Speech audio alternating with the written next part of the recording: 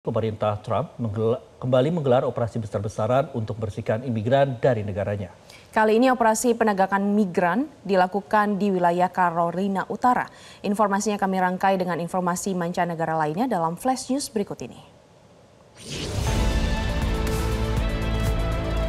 Departemen Keamanan Dalam Negeri AS resmi meluncurkan operasi penegakan imigrasi bertajuk Charlotte's Web pada Sabtu waktu setempat.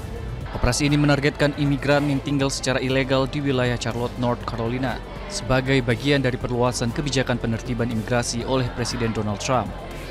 Tim patroli imigrasi berseragam melakukan penangkapan di berbagai titik di Charlotte, termasuk kawasan imigran seperti Charlotte dan South Boulevard. Beberapa saksi mata melaporkan penangkapan dilakukan secara agresif bahkan terhadap warga yang sedang merekam kejadian. Operasi ini melibatkan puluhan agen, kendaraan lapis baja dan tim operasi khusus.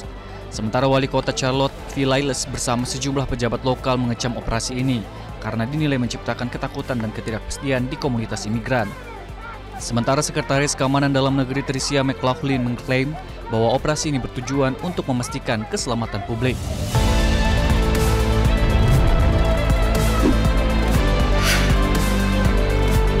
Presiden Venezuela Nicolas Maduro mengecam latihan militer gabungan Amerika Serikat dan Trinidad dan Tobago yang digelar di dekat pesisir Venezuela. Maduro menilai manuver tersebut sebagai tindakan provokatif yang mengancam stabilitas kawasan Karibia. Latihan gabungan yang digelar hingga 21 November tersebut melibatkan kapal dan pesawat Amerika Serikat dan bergerak dalam jarak kurang dari 15 km dari pantai Venezuela.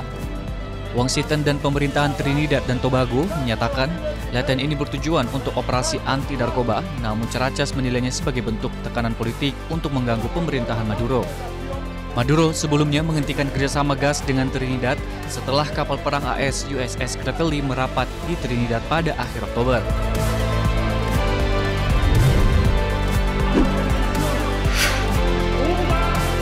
Ratusan ribu warga Filipina berkumpul di Manila pada hari Minggu waktu setempat untuk menuntut pertanggungjawaban atas skandal korupsi pengendalian banjir yang melibatkan anggota Kongres dan pejabat pemerintahan senior.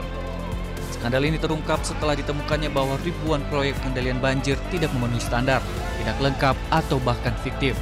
Pejabat pemerintahan dan eksekutif perusahaan konstruksi telah bersaksi di hadapan Senat dan Komisi Penyelidikan bahwa anggota Kongres dan pejabat Departemen Pekerjaan Umum dan Jalan Raya menerima suap dari perusahaan konstruksi untuk memenangkan kontrak dan menghindari pertanggungjawaban.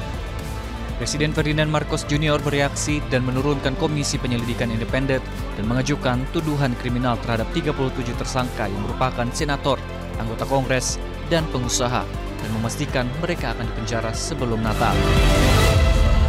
Jelajahi cara baru mendapatkan informasi. Download Metro TV Extend sekarang.